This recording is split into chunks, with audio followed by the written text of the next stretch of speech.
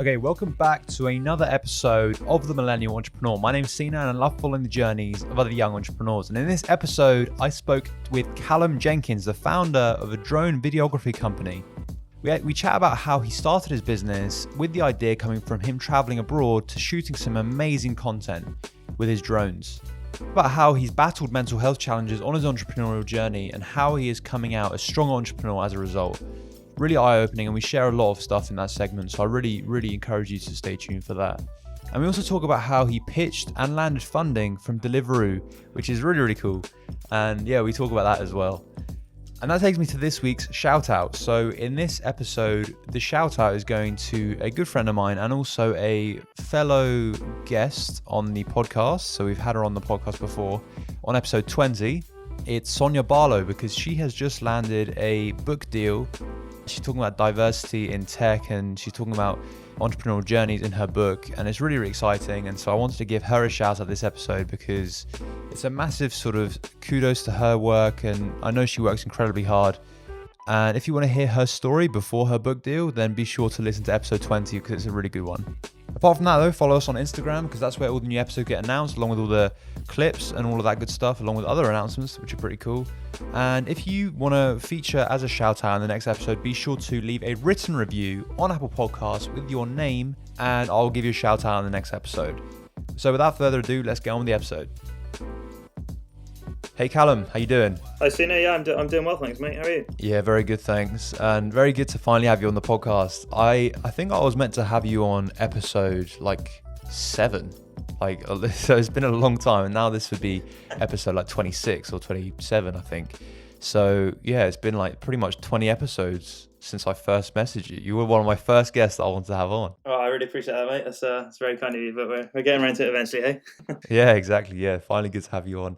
And the reason why I wanted to have you on is because I saw your work with your UAV business, and that really intrigued me because the only time I don't know anything about this, by the way. I don't know anything about drones or whatever. But when I saw the word UAV, I've been playing a lot of COD, and it just was like Call of Duty for you lot that don't know. And it just kind of rung a bell. I was like, what? And it caught my attention, and I was like, yeah, let me get him on because it'll be a funny joke. It'll be a funny joke to make. Cool. No, that makes sense. But yeah, why don't you kind of start off by, basically how did you start off with your business, and also a bit more background about you? Yeah, of course. Yeah, I'll jump straight into it, mate. Well, first of all, thanks for having me on. I really appreciate being on here. I'm looking forward to having a conversation with you, and I think we're gonna talk about a lot of different interesting things, which I think potentially might help people. So yeah, a bit of background on me. I'm 24 at the moment. I finished uni about 3 years ago. Went to Warwick University where I did engineering, and I've always kind of had this desire to be a bit of an entrepreneur. I think I've grown up in a family that's largely all worked for themselves, have their own businesses. That's like my mum, my dad, both of my grandparents as well. They've pretty much always worked for themselves. So I've always kind of grown up with a family that have been interested in that side of things, and I think that's pretty much rubbed off on me. So I set my first business up actually when I was about 15. I had this idea for this sort of outdoor kind of decorative flame. It was like an outdoor candle. The product was called a log light, and I called the business Element of Fire. And probably wouldn't really, it wasn't like a massive business. It was more of just like a first sort of experience into running a business at a young age. But that was a really cool experience, and then I sort of stopped doing that kind of around the time when my GCSEs came about. But yeah, basically always sort of had a desire to be an entrepreneur from quite a young age. And then my dad read a book from Richard Branson, and that was something that really stuck with me. And I've read most of his books kind of moving forwards. And yeah, as I've said, it's just always sort of been my desire and ambition to be an entrepreneur and ultimately do some sort of big and positive things in the world. So yeah, after school, went to uni, as I said, did engineering at Warwick, had a really good time. And after I graduated there, I went on and did an internship at Rolls-Royce up in Derby, which, again, was a really cool experience. But I think kind of ultimately it just wasn't really for me. I think there's a lot of emphasis at uni on, not that there's anything wrong with this career path at all. It's great, but it just didn't really resonate with me in kind of the sense of go to school, do well at school, go to a good uni, get some good grades, do an internship, get a graduate job, and so on, and kind of go down that route. And as I said, there's nothing wrong with that at all. It just didn't really resonate with me. So as I said, the internship was a really good experience, just kind of ultimately didn't want to sort of follow that career path moving forwards. So I decided to take some time off after uni and basically go and do some traveling. And I was sort of getting quite interested in sort of filming and content creation and that sort of stuff. So I was quite fortunate and went to various different places after I finished uni. And was basically like filming and kind of vlogging pretty much everything that I was doing. Some of that was I was taking some sort of like footage with drones and that kind of thing. And I would just say if anyone is going to do that, then like kind of always follow the rules and like do it properly. Yeah. But yeah, kind of I was sort of doing a lot of like filming and content creation, that sort of stuff, and kind of had the idea of potentially setting that up as a business. I really quite enjoyed doing it, and I thought, this could be quite a good sort of entry into setting up a business quite soon after uni. So basically, I went ahead and like got everything set up and put in place, and basically started like prospecting for work. Basically, so I set the business up as like a drone videography company, and just through sort of making use of contacts that I had and sort of like calling and networking and all these sorts of things, was basically able to start doing some work with various different clients. Some of those were sort of like car companies based in Bristol, and sort of various like other companies sort of throughout the local area, basically. So that's kind of how I got started with things, and then it kind of progressed from there, in which we can, certainly talk more about. But I realise I've already been talking for a while, so that's kind of a brief introduction to Yeah, how I got started. pretty much like 5 minutes. That was okay. It's good. Yeah, sorry about that. Saves my work editing and also talking is fine. But yeah, so it sounds like it was kind of like a natural progression. Really, you went traveling and then you found something that you love doing, like with the drone Mm. footage and just operating drones. And yeah, you wanted to build something around that. Yeah, that was kind of it. So it wasn't like just Jones; it was just sort of like filmmaking in general. And then as I said, I kind of had the idea of maybe doing this commercially. So that was sort of like what led me to set the business up. And just through sort of, as I said, like prospecting and starting to like grow the business and working with clients and all that sort of thing, I started to like learn what all of this was kind of going to be like. I think ultimately it wasn't really what I really desired to do. And I think having, like read books from like Richard Branson, and I always like looked up to people like Elon Musk and Steve Jobs and that sort of thing. And I had these like really big ambitions of wanting to do some sort of something like really big and like set up like a really cool business. And I think at times I sort of struggled a bit with like almost a bit of like imposter syndrome and sort of feeling like this kind of I wasn't really sure like where this could go. And as a result of like being involved in the industry, I went to like a couple of different conferences, and one of those was in London, and that's sort of like what really opened my eyes to like all the other things that drones are used for. So that was like mapping, surveying, and all these different things. And I quite like the idea of that. I thought that tied in quite nicely with engineering. And I thought like once I've kind of built the business up a little bit, then I could sort of start to pivot and focus more on those industrial side of things, because I thought that was kind of a more scalable business and something that kind of interested me more than just sort of like filmmaking. So that was kind of why I continued to pursue it, with the sort of focus on potentially moving into those things a little bit further down the line, basically. I don't know anything about drones. Like, I don't know. I know obviously they've in recent times they've absolutely exploded. Like I think a few of my friends own drones as well now, and I think one of them actually does this sort of thing similar where they do a lot of like videography, just videos. I'm not sure if they do it like for like paid. I think they just do it for fun. But yeah, it's absolutely exploded in recent times, and as you say, applications of them is pretty much endless for a lot of different things. Yeah, there's so many things that that they can be used for, and that's what like really interested me in the first place. And kind of as a result of doing this, I was able to go and do some work at the NatWest Accelerator in Bristol, and also I was working at the launch space up at UE, and there's some really fantastic mentors there, and especially one of the guys at UE, he was just really beneficial and like really helpful with me, like helping kind of open my eyes to other forms of technology and that sort of stuff. And we did a lot of work like looking into things like AI and IoT and all these sorts of things. Um, and that's what sort of really helped me like research potentially how I could get involved in this more industrial side of things, and sort of really build up knowledge. So I was focusing on that largely sort of towards the end of last year and this year moving forwards, and then also took on an intern as well, to like research all of these different things, and like how I could potentially move forward with it. And it basically just got to a point where I think my initial plan probably wasn't quite as feasible as what I first thought it might be. And I won't go into like tons of details now, but if you look at kind of the way the different companies within the drone industry have like kind of small one man band, like owner managed businesses type of thing. And then you also have at the other end of the spectrum, like very sort of tech based companies where like a drone is just an aspect of what they do, and the offering is more kind of in the software and that sort of things.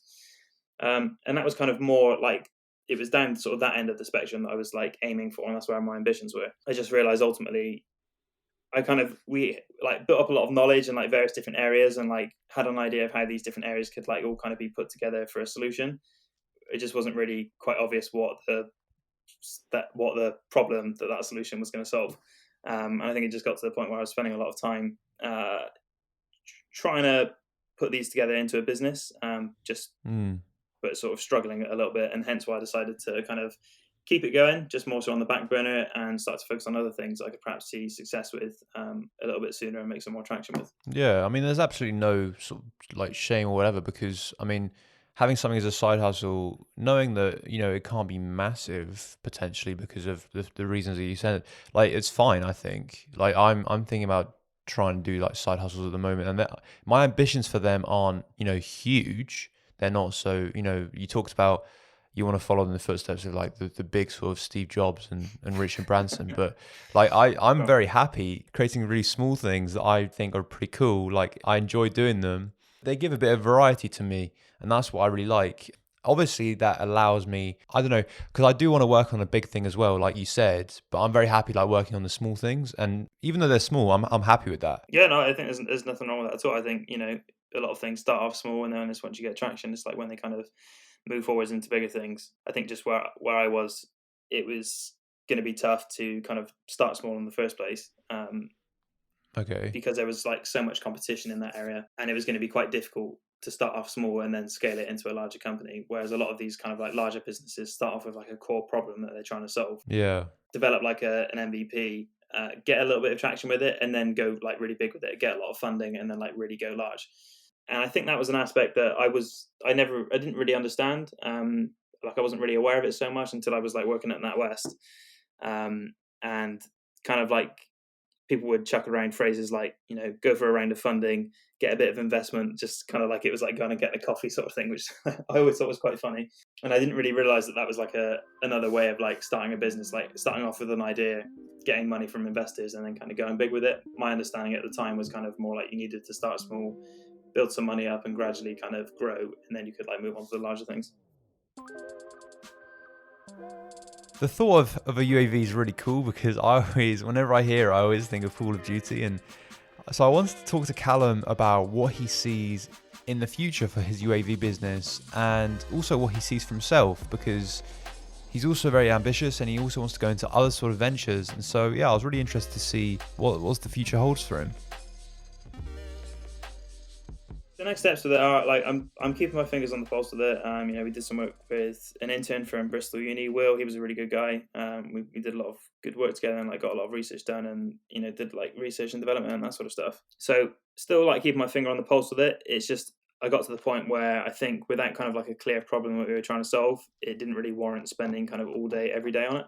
Yeah. So still very much going in the background, like thinking like how could we progress this moving forwards. I just think for the meantime, my focus is kind of on things elsewhere where you can perhaps start to see some sort of traction and success with it a little bit sooner, basically. So kind of over lockdown, as I said to you before we started recording, I've been focusing on like various different other things as well. And one of the things that's like really piqued my interest is kind of e-commerce. And this wasn't something that I particularly knew a whole lot about moving into lockdown. And I've really sort of been focusing on that. And I think if that's an area that you can kind of crack it and do well at, it really gives you like a lot of benefits in terms of like being financially free, and you can kind of live your life and do what you want with it. And I think that's kind of my goal at the moment, is kind of like cracking that and getting success in that, so you can sort of achieve that financial freedom to kind of go and do what you want with that after. So that might be traveling or setting up funding money into other businesses to set those up, and that sort of thing. So that's kind of like really my goal at the moment, sort of achieving that like financial freedom to give you the time and money to go and kind of do more of what you want. And then once you've achieved that, you can start sort of funneling that back into like other business ideas and kind of moving forward with that. Yeah, I mean, I actually had a similar thought during lockdown also. Like lockdown for me, yeah, it was a time where it really changed my perspective on a lot of things. Like it gave me a lot of clarity, I feel, with myself, where like at the beginning it was kind of tough, but then after a while it gave me a lot of clarity as to where I want to be. And so that like, Sure. yeah, so one of the things I thought about, and it really, it gave me a lot of creativity also, I think. And one of the things was e-commerce. And so one of the other things was also this podcast that, we're 25 episodes in now. But so there's just a lot of different ideas. And I think the e-commerce one, I think I've probably just forgot about it. But everything else, I've written them all down in my phone. Like I've got a little notebook of all Yeah, my sure. fucking awful ideas, but they're all in there. All your And little and entrepreneurial yeah, ideas. Yeah, sure. but I think it gave me a lot of clarity, like with a lot of things as to where I want to be, what I want to do.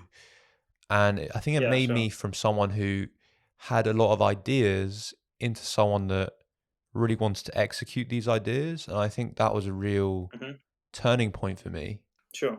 No, I think that makes sense. I think for me, kind of like what it was looking up to these people like, as I mentioned, like Elon Musk, Steve Jobs, Richard Branson, that kind of thing, and kind of straight off the gate, like after leaving uni, wanting to go off and set up a business that like does something really big and like leaves a positive impact, and not sort of start off small. And I think I probably like put my pressure on myself to try and like make that happen. Yeah. Um, it kind of, it probably kind of comes into things we're going to talk about in a minute, like sort of comparing yourself to other people. And I think I'm sort of pressured myself into like, this has to happen like right now. But, like reflecting on things like, it doesn't matter if you set up a really big business when you're 21 or you're 41 or you're 61 or whatever, like it doesn't really make any difference. Yeah. And I think, although I didn't necessarily get the success with that business that I perhaps wanted to, I think I did like learn a lot of really useful skills, in terms of like being able to pitch, speak to investors, sales, being able to like network, cold call, do sort of like email outreach, write, and all those sorts of things. But I think I also learned from, some mistakes of like, it's kind of easy to be like caught up sort of being busy kind of thing. Mm. Um, like I would quite often go to the office at NatWest or go to the office at UE. And just because you're like moving around and doing things didn't necessarily mean I was actually like kind of moving the needle and like actually progressing with the business. Yeah, I see what you mean. And I think like reflecting on things in lockdown, like that's one of the aspects I think like is kind of perhaps easy to get caught up in, Mm. rather than actually like focusing on the core things, like what's actually going to drive this business forward, Yeah. and sort of focusing on that. I don't understand this, but I'm a victim of this as well. And I think it is a generational thing that we all experience. But why do you think like we set numbers on things? I think it's a really like stupid thing to do. Like why do we say, oh, I want to have this like business by the age of 25? Like, why do I want to do this by the age of 30? I want to do this by like why do we care? Why do we actually care about that sort of thing? That's something that I've actually really battled with as well. Like because before when I was I younger, know. I set myself age limits as to when I wanted to achieve things. But that really set me so much pressure, and it's just such a negative thing. I don't know why I do that, and I don't know why we do that as a generation. I know. I think it is a strange thing. Like I had a thought to myself a couple of months ago, like as I basically just said now, like it really doesn't matter when I set this business, like the business that's going to be successful. Like it really doesn't matter when I set that up. It doesn't matter if it's now or in 20 years time or whatever. But I think it probably comes down to perhaps it's just like a drive and a passion of like wanting to be sort of successful at something or like set something up. Or I think it could also be kind of comparing yourself to other people, and that's so easy to do That's what I think. nowadays. That's what As I we think it mentioned briefly is. before Personally, that's what I before the think it call. is. Yeah, like you've got like social media and you like hear from other people, and it's so easy to compare yourself to what they're doing, especially if you've got like big ambitions and big goals and you see other people that are doing these big things and you're not necessarily there yourself. It can be really, well, it can be tough to go through, and then also think like, what if they've done it by the time they're 28, then I should as well. But like really it doesn't matter, everyone lives their own life. Like things will come to you as and when they're meant to. And like my mum always says to me, like what's the, I can't remember what the phrase she uses now.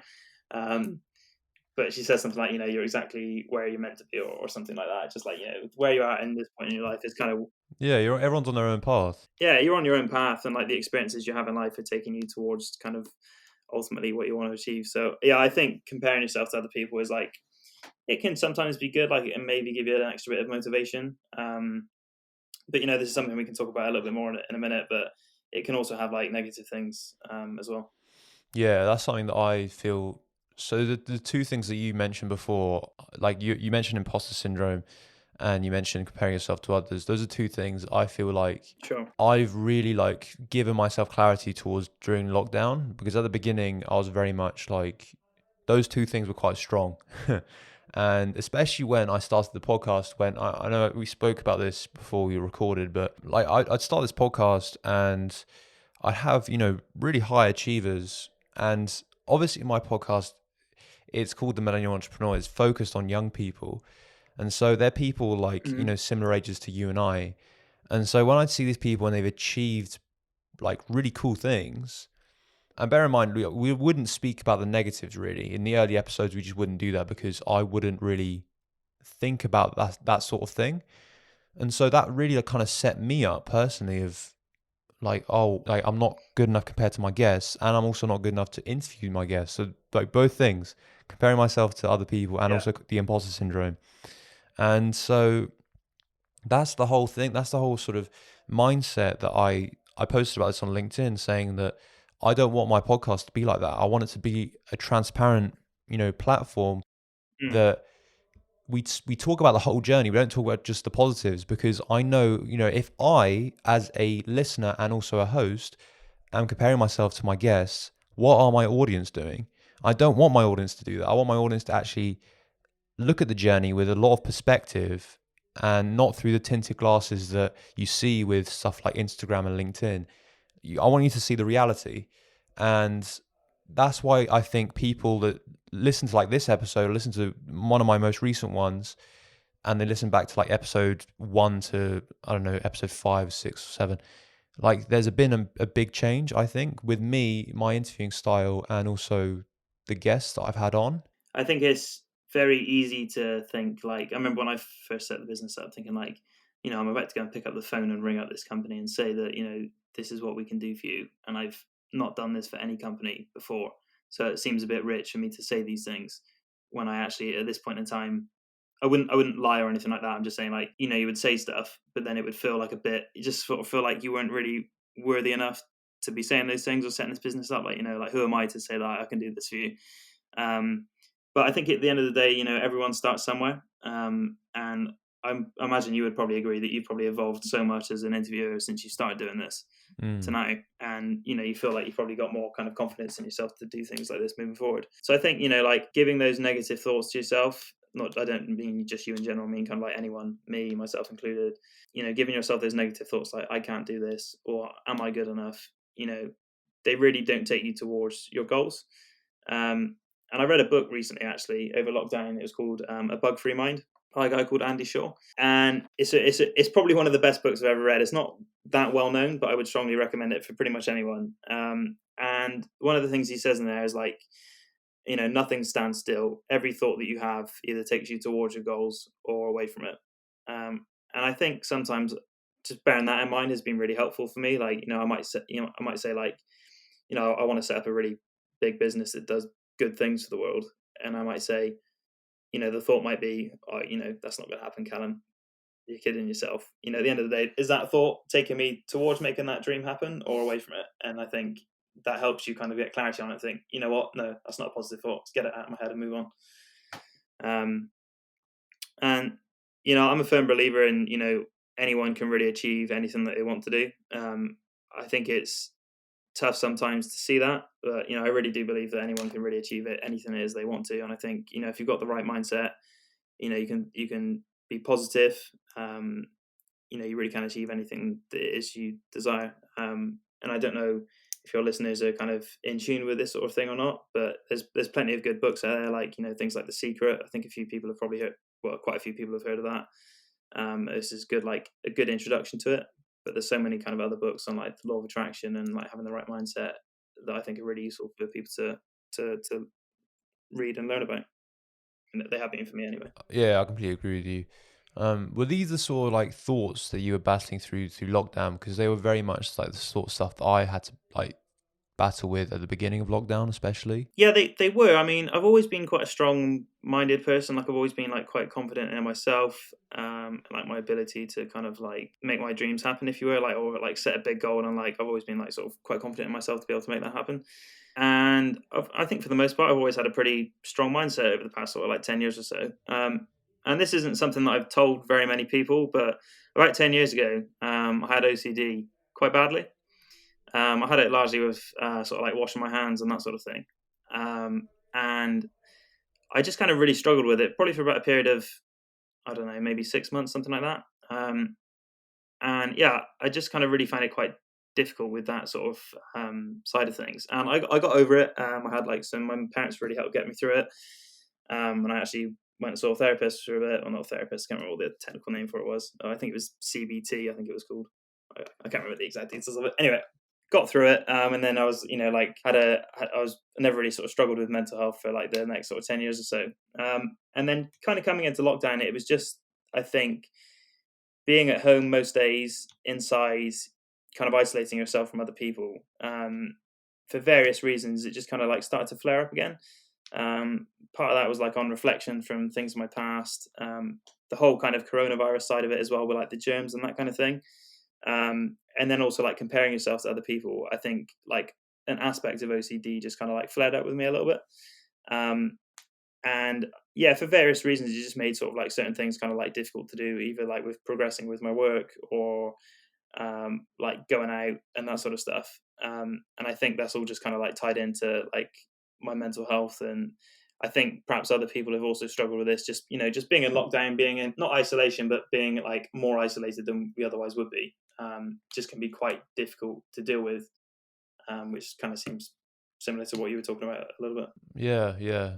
So like, how have you kind of like go over all of those things? Are you still going through them? I still go through it a little bit, to be honest. I don't really like associate myself with someone who struggles with these things. As I said, I've always kind of viewed myself as like quite a strong-minded person, so I am trying to like get over it. It's just I think it's just tough at the moment. It's kind of difficult to completely rid yourself of these thoughts because of where we're at, and I think especially if you're not doing something that keeps you preoccupied all day every day, it's very easy for those thoughts to come in, and as we mentioned earlier on, it's quite easy to potentially go down a bit of a negative spiral. Um, and I think for if anyone's like listening to this is struggling with it, I think a really important thing to do is like probably acknowledge it in the first place, get help. I think that's the second most important thing is like, whether that's your parents, your friends, just like speak to people about it. Like there's no shame in it. If you're going through it, you're really better off talking to people about it than like bottling it up inside of you. I think anyway.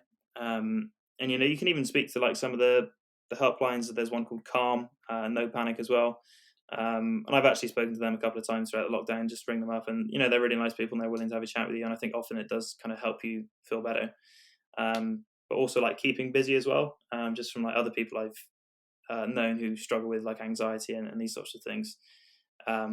Just like keeping yourself busy in a routine, I think is really important, and it kind of helps block those like negative thoughts out, just by keeping yourself preoccupied and like keeping going with things. Yeah, I completely agree with you. The way I've kind of got about that is I go for a lot of I go for a walk every day in a natural environment. That's really important as well for me, and that really gives me the sort of it just clears my mind and it gives me a lot of clarity, and I just kind of just talk to myself a little bit maybe, and it just does help like because and I always kind of block that in my day. This is also really important is that I block that in my day, and if anyone wants to do something Yeah, at that time, so say if someone wants to record a podcast at that time, I'm like, oh sorry, no, I'm busy at that time. I prioritize my mental health and happiness above like work, and I think that's a really important mindset shift that a lot of people need to do as well. definitely. Yeah, for sure. I think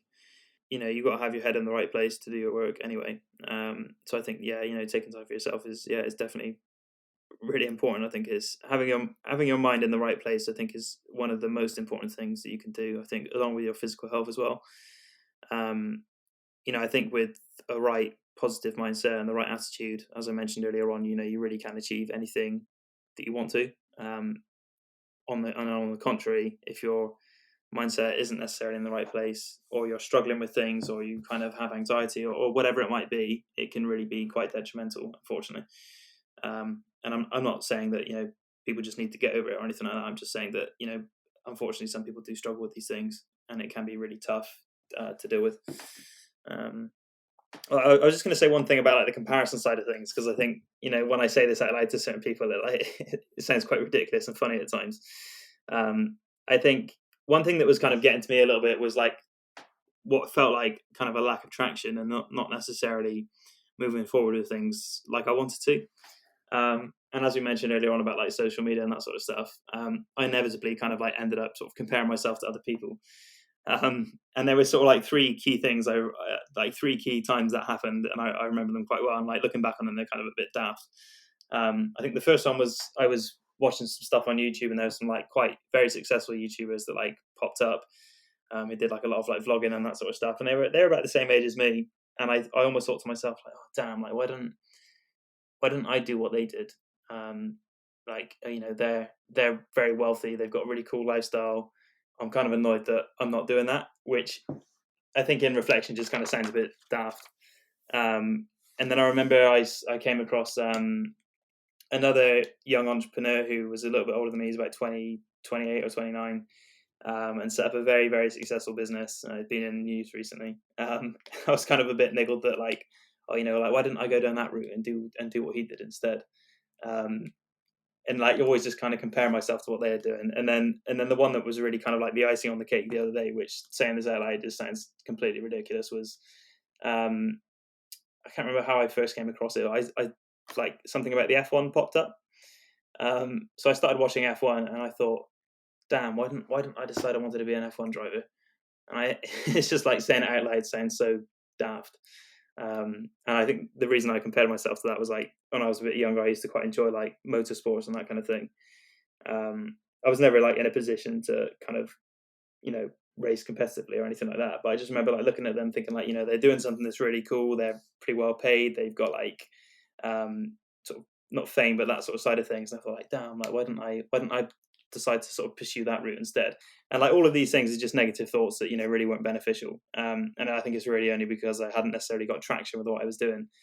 Other people might listen to that and think that's quite funny. I just thought that might help some of your listeners potentially. But Saying it out loud makes you realize that like it is quite daft. You know what I mean? I want to separate the things. Having those thoughts isn't daft, but having those thoughts in particular yeah, are no, it's daft. not daft. Yeah, Do you see what I mean by the differentiation? As in, if you do compare yourself to others, it doesn't make you like a stupid person or whatever. It doesn't like at all.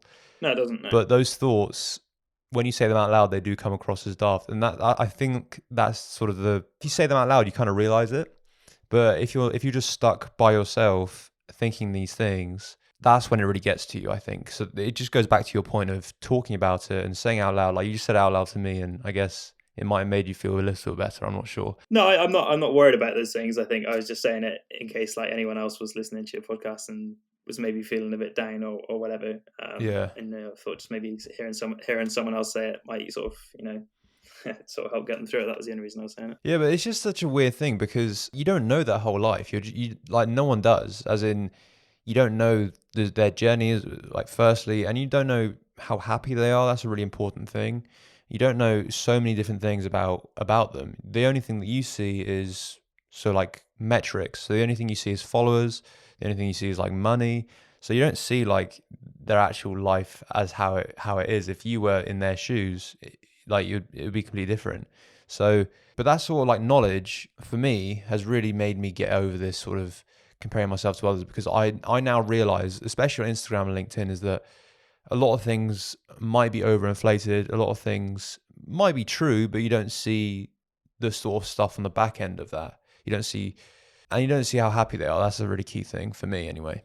So when you say all these things in your mind, it doesn't allow your brain to compare yourself as much as before. That's what I found anyway. Yeah, for sure. I think as well, like it's easy to get kind of compare yourself to others and sort of like perhaps want what they have, but then you never know what those people themselves are probably looking at other people and thinking, oh, I wouldn't mind Yeah, exactly. having a bit of what that person has. So you never know what they're all thinking anyway. And I think it's important that you just got to get on and live your own life and set your own goals, and use it as inspiration to really spur you on. And if your desire is to go and do those things that these other people are doing, then use that as inspiration to spur you on and really chase those down. rather than kind of look at it and think, oh, I'm not going to get to that level. Use it in a positive light. That's what I've had to do for myself anyway. This is really important, but we've got like a little bit of time, and I want to move on just to tell people a bit more about you, because I really want to talk about pitching for Deliveroo. We didn't get around to doing it talk about it that much, Yeah, but sure. I think that's a really cool thing that you did. Would you mind just like for the last sort of 2 minutes or something talking about that for a little bit? Yeah, sure. So basically, when I was doing like my traveling in between that, I was doing Deliveroo. So I was a Deliveroo courier cycling around Bristol, and I was doing that for a decent amount of time. I was sort of like using that to fund my travels and that kind of thing, and also like help get the business going, that sort of stuff. Um, and Deliveroo was like a really good company that I think they do a lot of good things for their riders. And one of the things they said was, we know a lot of you or entrepreneurs sort of do this as a side job or whatever it might be, and we want to give some of you the chance to pitch your business ideas to us. And I was like, oh, okay, that's pretty cool. Like that fits me pretty well. It's definitely worth sort of like getting involved in it. So you basically had to sort of like write an application in, and they filtered kind of all the applications down to a few people. I was fortunate enough and made it through that initial phase, and then I think it basically got whittled down to probably about 10 people or so, I would guess. And basically got the opportunity to go to the headquarters in February, and had to like write a pitch and give a presentation to the founder of Deliveroo, Will Shue, and an investor from another company as well, and give a very short 5-minute pitch to them, and pitch for some investment. And it was kind of like a competition as such to win some investment in your business. So that's kind of how it came about. And in terms of what it was actually like, it was a really cool experience. I'm already grateful for being able to having gone through it. I think obviously for the investment that you got, but also for the experience of it. I think being able to pitch to someone like Will Shue, who's sort of been through that journey himself of setting up a business into a very successful one was really useful. Learning the skills of how to actually deliver an effective pitch, sort of be confident in talking to people like that, getting across the kind of core main points, but also in a sort of short and summarized way. So yeah, and it was a really cool experience. And then, as I said, went over there, did the pitch to them both, and then we just sort of left the room afterwards and sort of had like a bit of a debrief. And then I was quite surprised actually. Sort of quite soon after, they had their sort of chat and kind of talked about it. And then one of the other ladies came in and said, "Oh, they've decided, and then they want to give you the investment." I was sort of like, I sort of didn't really know what to say. I was kind of like taken Wow. aback by it. Yeah. And then just fortunately, won it, and it was just a really really cool experience. Wow. Like that's really cool. Was that the UAV business idea? That was to do with aspects of that, yeah.